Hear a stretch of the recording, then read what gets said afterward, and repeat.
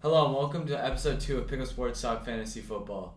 I'm Brandon Schiffman. And I'm Spencer Stein. I just want to start by saying we're so excited for the football season to start. All day Sunday, all I could think about was football. And the best part of football is fantasy. Absolutely. We both already showed you our teams and we're excited to just get going and just start with our week 1 best and worst matchups and who we like. Yeah, I think I have the best team in the league personally, and Brandon's is pretty mediocre. But I That's do have some bad. So far from the truth. Okay, but I do have some bad matchups this week, so hopefully my team doesn't underperform. So that's mostly what we'll be talking about for now, since the season hasn't really started. So let's dive right into week 1 matchups. Now let's go game by game, kind of. Let's start with Thursday night. The defending champion Buccaneers are playing the Cowboys, and a big deal is that Zach Martin's out. Zach Martin is out. And to be honest with you, that hurts basically everybody on the Cowboys. That hurts Dak, that hurts Zeke.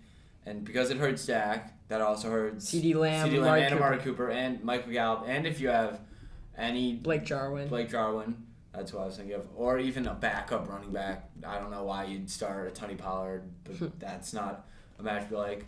On the flip side, though, if you have the Bucs, you're liking that matchup against that Dallas defense. So I want to start by saying that Zeke's my star player. I think Zeke's going to have a huge season, but he's not going to have a big week. And the main reason is because Tampa's defense is just going to suck in all the air that is still in Dallas, and they're going to dominate this first game, and Zach Martin being out is just the cherry on top. Yep. Zeke is going to be stopped, and I'm almost feel like I'm not a big trader before week 1, just because I think unless you really don't like your team or have a big opening spot, you shouldn't. But I will not be trading Zeke after week 1 because I think his trade value is going to go down because of this. But if you don't have Zeke, maybe try and trade for him because if he scores 10, let's say, against Tampa, and people are saying, people are going to panic.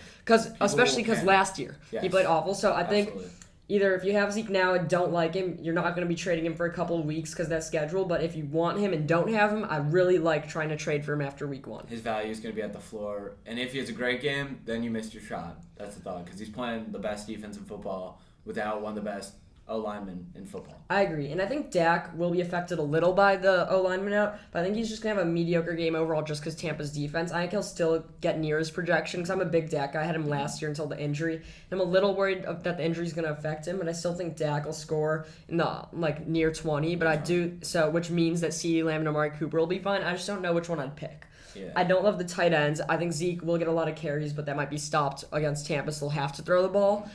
I personally, week 1, prefer Amari Cooper, even though I think by the end of the season, CeeDee Lamb will be scoring more. Yeah, I think that's going to be a week-by-week situation here, with those two. And that could be a hot take. A lot of people are, sold on CeeDee Lamb right now and are seeming to forget about Amari Cooper. I think I'm going to need to be making my choice week by week if I have both of them on my team for any reason. I was about to say, at the beginning of the season, Amari Cooper's undervalued. Absolutely. But I think by the end of the season, CeeDee Lamb will take his roles. The reason he's undervalued is because he's not the number 1 receiver, but there's a chance he stays there. And I think it's really going to be a situation where they're both getting targets, kind of like Thielen and Justin Jefferson will be.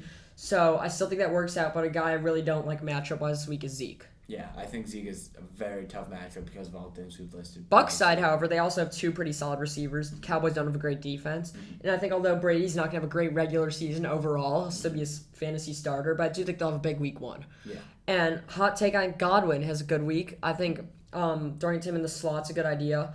And Mike Evans obviously the deep guy, and I like him a lot better than Godwin. Evans is the red zone target. And he's also the number 1 receiver, but I think Godwin's going to have a decently big week. Mm-hmm.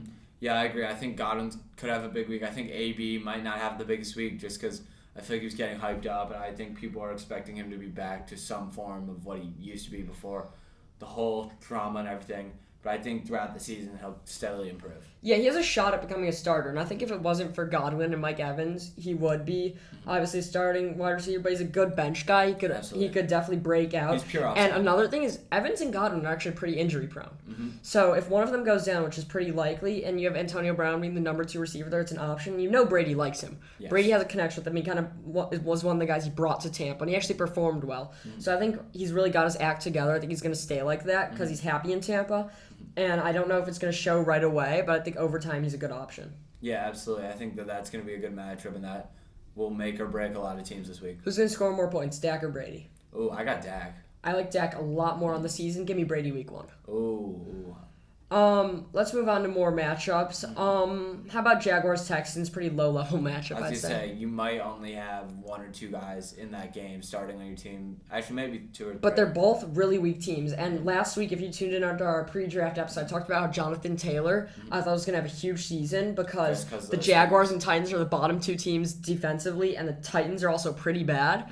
So when they're playing each other, though, that could look for fantasy performance. I have Brandon Cooks on my team, who I like, even though Tyrod Taylor's not great, because I think they're going to be playing from behind a lot. And no matter what NFL team you're on, if you're the number one receiver option, you'll get points. The thing with Cooks is that I love him as a flex. Yeah. I think he's like maybe the best flex in the league, but as a wide receiver too, it's like I'm relying on him too much because Deebo Samuel's my flex.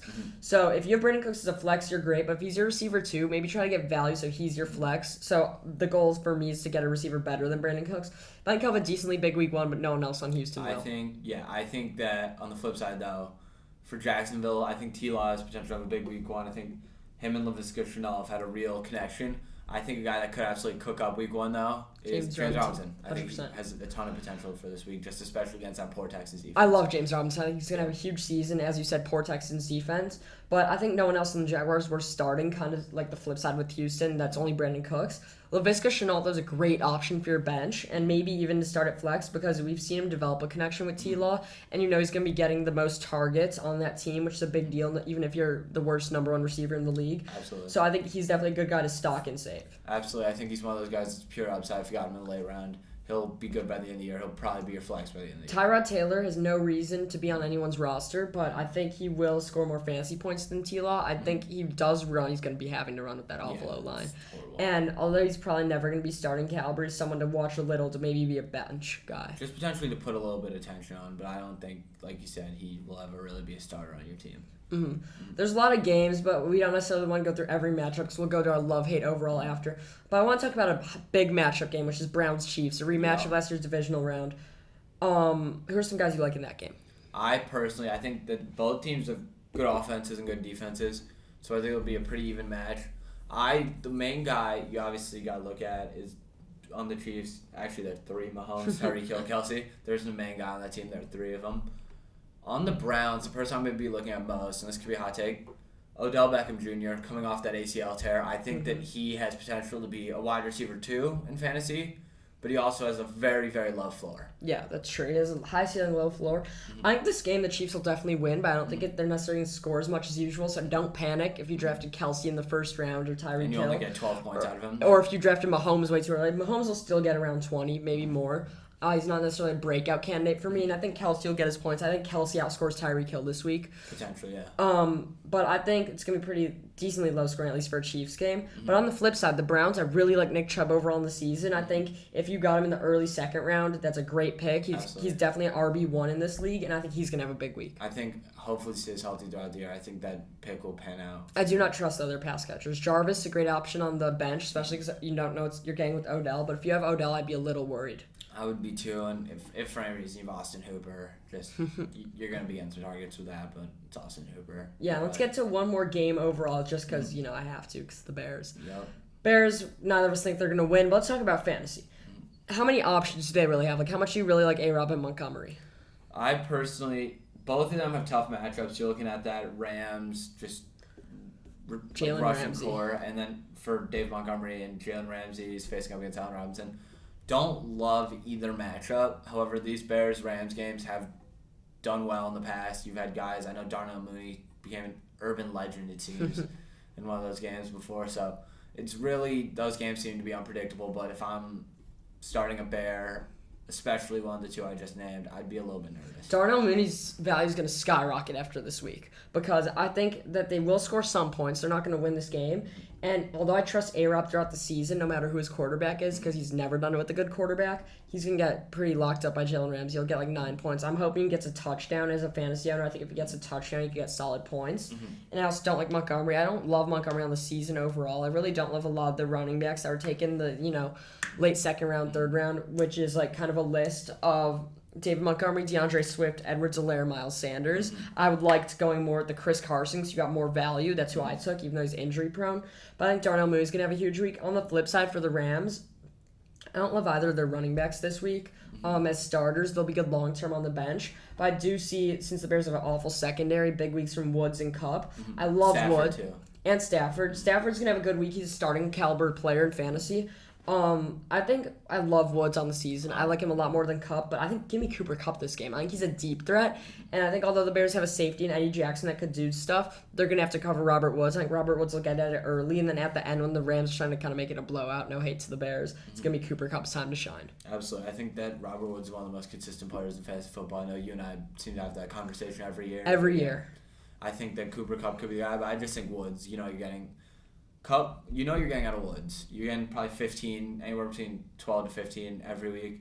With Cup, you're getting anywhere between 8 to 22. So you just got to be mindful of that whenever you're starting one or the other. Yeah, so we've kind of gone through a couple of the big matchups that are important to us. Let's get to strictly positions now, and what players you think are going to overperform maybe their projections, and what players are going to underperform, and also tell me what players you just don't like their matchups overall, even though we've gotten to it. So let's start with quarterback. Yeah, so quarterbacks. One guy just right off the bat, just want to dive right into it, who I think won't have a crazy big performance because of his matchup, Justin Herbert against that tough Washington defense. Mm-hmm. I wouldn't be surprised if he has a down week. If you're a Herbert owner, don't panic. It's just he's playing great defense. First game of the season, nothing to panic about, but that might not go well for you as a Herbert owner. Yeah, guy, I was going to say Herbert as well, just because that's a game I literally can't seem to pick. Mm-hmm. I think those teams are both great, and I don't like him on the road that far away. But his first game, I think he'll be not too terrible. There's a lot of guys further back in rankings I think he'll do poorly. But a guy that we've already talked about a ton that's going to, I think, underperform is Josh Allen. Mm-hmm. I think he's going to underperform on the season overall. And although I don't love Pittsburgh, I think their defense is still pretty elite. And although Josh Allen will still score near his projection, I wouldn't trust him to have a breakout a week. But another guy that we've also talked about is Dak. Yeah. But we've discussed that. What about a guy you love? A guy I like, in a matchup that I really like, let's see here, who am I thinking? Just off the top of my head, Lamar against Las Vegas, like that a lot. I think Las Vegas has a pretty lackluster defense, to be honest with you. Lamar's obviously a Russian quarterback. I think he'll get good points there. I just always am concerned with Lamar's receiving core. That's it. So, Brady's my main one, but after this week, I just want to warn everyone I'm going to become a Brady hater. Yeah. I think he's not going to have a great regular season, but I think week one he's going to be a good guy like is Jalen Hurts. Jalen Hurts I don't trust over the season overall, but I think he's a breakout candidate, and I like him week one against Atlanta with that pretty easy defense. I also don't necessarily love, though, how high Trevor Lawrence is ranked, although he's going to have a big week against Houston. I don't necessarily know if it's going to be a top 10 quarterback week. Mm-hmm. So if you have him, like the only guys I'd considering starting, I wouldn't necessarily start him over your starter, even though people are kind of getting scared about Stafford. I think he'll have a decent week. Mm-hmm. So I'd just say week one, don't overreact. If a guy has a tough week, because it could all do matchup, I think the time to start overreacting is at least week 3, especially for your Zeke owners. So speaking of Zeke, we'll move to running backs. Absolutely. I know Zeke's the guy I hate, but let's hear from you. So just initial thoughts, just looking at it. Eckler, again, playing Washington's defense. Don't know. I could go either way, really. He could either have a huge week and we see Washington's defense kind of implode and him and Herbert play well, or vice versa. You see 8 to 10 points out of Eckler and Herbert maybe put up 15. So that's risky. Another one, Zeke against Tampa Bay, like you said.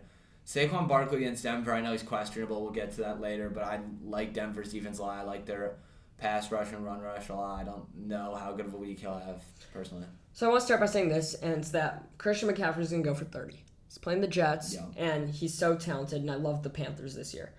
Dalvin Cook's going to do really well, even though I don't necessarily trust his injury history. But the guy in the top 3 I don't love is Kamara. Mm-hmm. Kamara's going to have a big week. I would never bet against him, but Green Bay, although it's at home, I think Jameis doesn't love to check down. I'd be worried. I'm not a huge fan of this year, so I wouldn't say I necessarily dislike his matchup. I just kind of think he's a little overvalued in general. Obviously, I've talked about David Montgomery and Zeke. Those are my 2 big dislikes. Also, Saquon because of his injury, which we'll get to. Guys I really like, Jonathan Taylor. Mm-hmm. I just love on the season overall, so he's not necessarily going to be the guy I think is going to overperform this week, just because I think he's going to have such a huge season. Yep. If you didn't hear me say it last week, I think the top 3 players in fantasy-wise running backs. Obviously, I wouldn't bet against Cook and Kamara, but if I had to go out there, I'd say it's going to be McCaffrey, Zeke, and Taylor, because I'm a big O-line guy. Yeah. And I'm a big pass catcher guy. James Robinson's another guy that's going to overperform this week. Also, Joe Mixon isn't going to overperform or underperform, but I just want to mention that I think he's going to have a decently good season. Another matchup I really just don't love, and this pains me because I drafted him, I think, third round I took him, is Deandre Swift. I just don't love that matchup against San Francisco. I think they have a great defense. But I think on the year, if he can stay healthy, he'll have a huge year. I don't even love the Swift pick overall, just because of his health and because he's in Detroit. I think they're going to get pummeled, but I also don't think he's going to have a huge week, and especially because he's a little injury prone. So I would almost, a Swift owner, just hope he doesn't get injured this week, even if he only puts up 10. Yeah. Another guy, just really quickly, before we wrap up running backs, Josh Jacobs against Baltimore. Don't love that. I don't necessarily love Baltimore's defense, but I just am pretty low on Josh Jacobs on the year overall. Yeah. Let's get to receivers. So I want to start with this. I'm been high on the Seahawks. I know all I talk about, I feel like, is the Seahawks and Panthers. And I love Indianapolis' defense, so it's kind of tough for me that they're playing them. But give me Tyler Lockett with the big week. I think DK is going to have a much bigger season. I am scared that he's injured. But I think Lockett's going to have a big season overall, even if he doesn't have a big week 1. So that's something not to overreact to. But that's why he might be... I wouldn't put him on my hate just because I'm big on Russell Wilson. But he's a guy that has probably good trade value after week 1. Just, obviously, we got a tweet earlier, Allen Robinson, that's a player I might avoid. Honestly, like you said, I don't love Diggs up against Pittsburgh just because they do have a great defense, but I still think he'll show out. He's a really, really good receiver. He's a top receiver. Diggs is a guy who I think is going to have a lesser season than last year. I'd bank on him and Josh Allen scoring less points than last year. I know we've talked about it, but CeeDee Lamb is going to underperform just because I think Amari Cooper might score more than him week 1, and on top of it, they're playing Tampa. But I don't think just because they're playing Tampa means they're going to score 3 points and not get any fantasy. I know we're talking about it a lot, how good Tampa's defense is, now the O-line is going to affect them. But I still think the team gets maybe 17 points if they're probably 4. I think they'll get 2 touchdowns. I think Dak will still throw for some. Zeke will probably get in the mid, 15-ish area. And I think Amari Cooper and CeeDee Lamb both go for decent points. I just think CeeDee Lamb's a little overvalued. Not necessarily that he's going to have a bad week, just that he's going to underperform. A player I'm super duper high on coming into this week, Calvin Ridley. I think everyone's pretty high on him just on season. But against that Philly defense, I think he's going to have a great week, personally. So I think I want to start by saying this, that Hopkins is going to lead the receiving points this week. You think? Obviously, I'd bet on a breakout player, but I think he's going to outscore Adams, even though Adams is a big week. I obviously don't love Diggs or Hill just because Kelsey's competing with them. This week, a guy's going to overperform is going to be Adam Thielen. Ooh. Justin Jefferson, I don't like Adam Thielen on season overall. I honestly don't love. I was about to say I don't love Jefferson either because they have to compete with each other, and I don't think Minnesota's gonna have a good season. They also have Dalvin Cook. However, they're playing Cincinnati. Justin Jefferson and Thielen are both questionable, and I think people are forgetting that Thielen does have a connection with Kirk Cousins. And although Justin Jefferson's the number 1 receiver there, I think Thielen's gonna outperform this week. And since they're playing Cincinnati, I think he's gonna overperform his projection. But that's not something I'm so confident in, just because you never know, could go either way. But that's just my prediction. Really can, yeah. One more guy, sorry, DJ Moore. I love him on the season. I don't want to talk about Carolina again, but they're playing the Jets. So just for this week. And Robbie Anderson also, I think it's good that he's been with Sam Darnold before.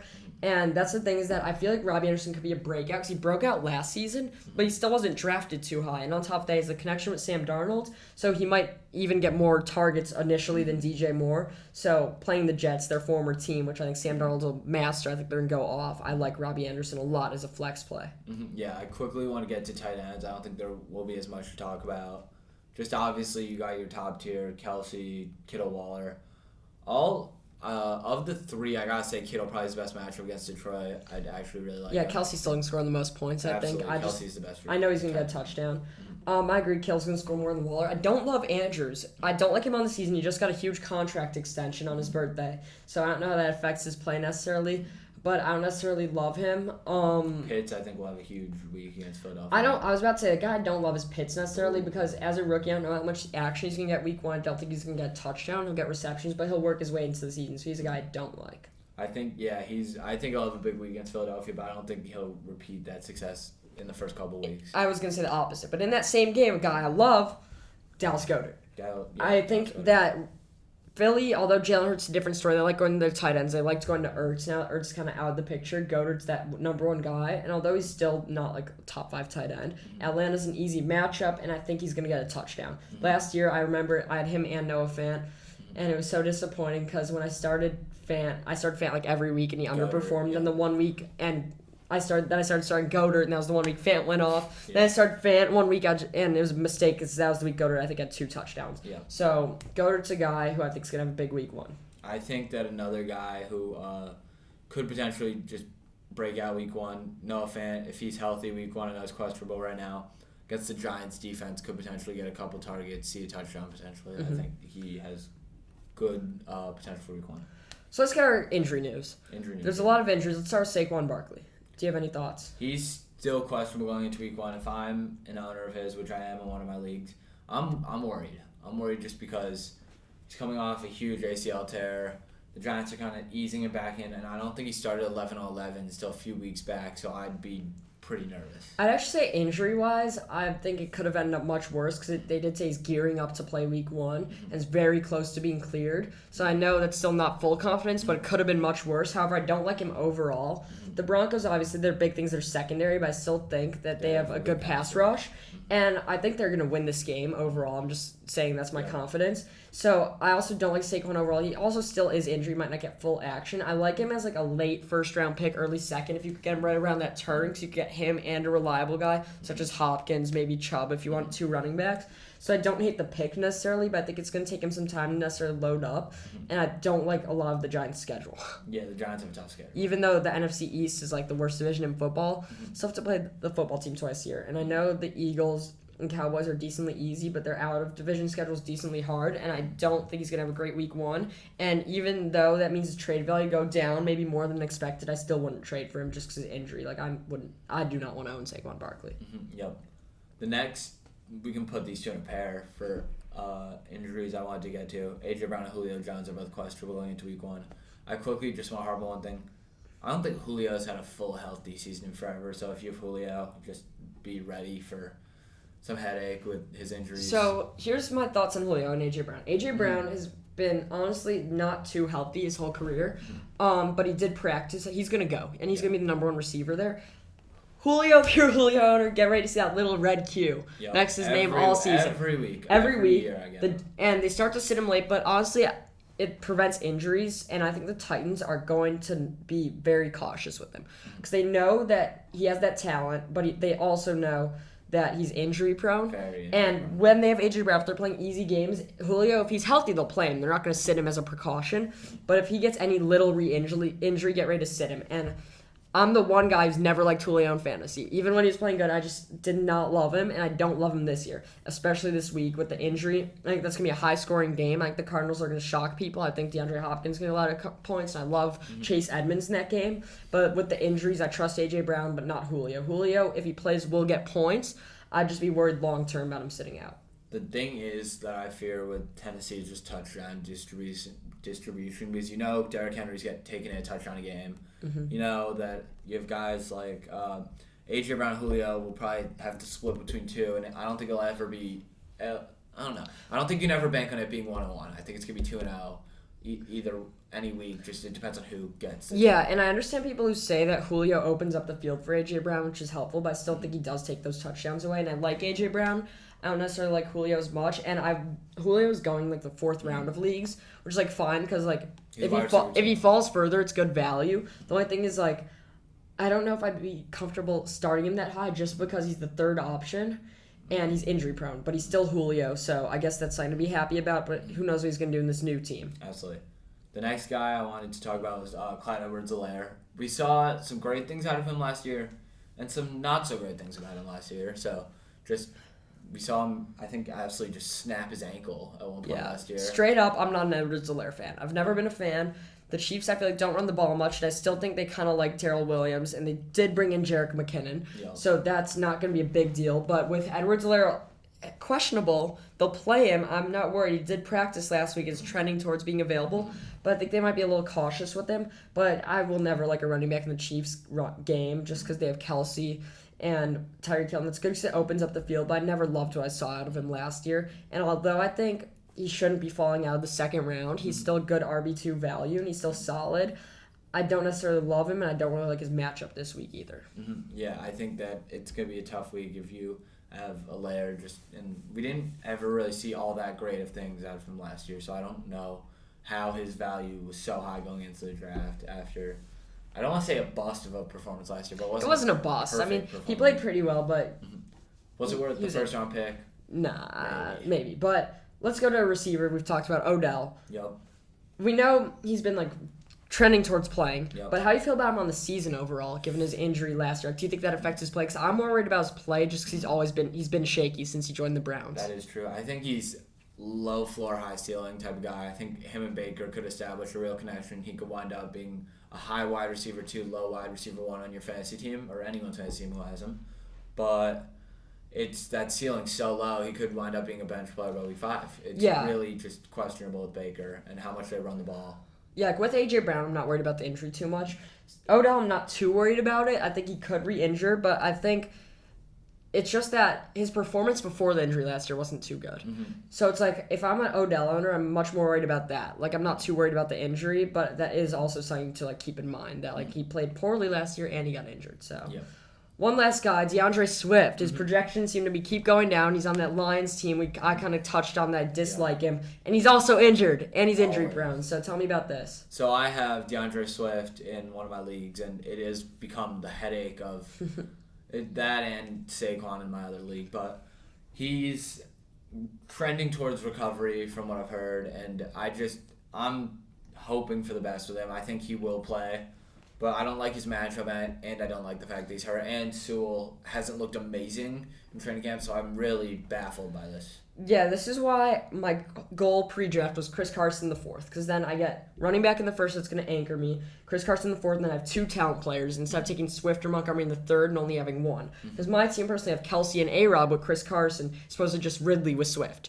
So that's what I like, because I think Swift, Montgomery, Miles Sanders, Edwards-Helaire, and Chris Carson are all injury prone. And although Chris Carson is probably the worst of them when healthy, it's still pretty good odds. Like, I still don't think he's much worse than them, and I think there's a chance he overperforms, and I love the Seahawks. And you get him at the 4th round value. Yeah. So that was a goal of mine in the draft, and now that Swift's already kind of injury prone, he's on the Lions too, is scary. Dave Montgomery, first play in preseason, limped off the field, didn't end up really coming up on the injury report, but he's been injury prone his whole career. And then Miles Sanders, I just don't trust overall. Same with Edwards-Helaire we've talked about. So that's why I love Chris Carson's value, even though I might not love him every week, especially this one. So sorry to take away from Swift. No, it's all good, man. I mean, yeah. It's just Swift, I think, like you said, that running back tier is going to make or break a lot of people's teams. A lot. It's going to just, if they all stay healthy, which odds are through the floor low, then you have a lot of league winners, and if none of them are healthy, then it's going to be a race for who has to do the punishment. But the guy I didn't mention who's in the tier, because I think he's in a tier above that people mention, is Mixon. He's also coming off an injury. I just personally trust him. I had him on all my leagues last year. So I quickly just want to say, in all of my in one of my leagues, I took Saquon and Mixon.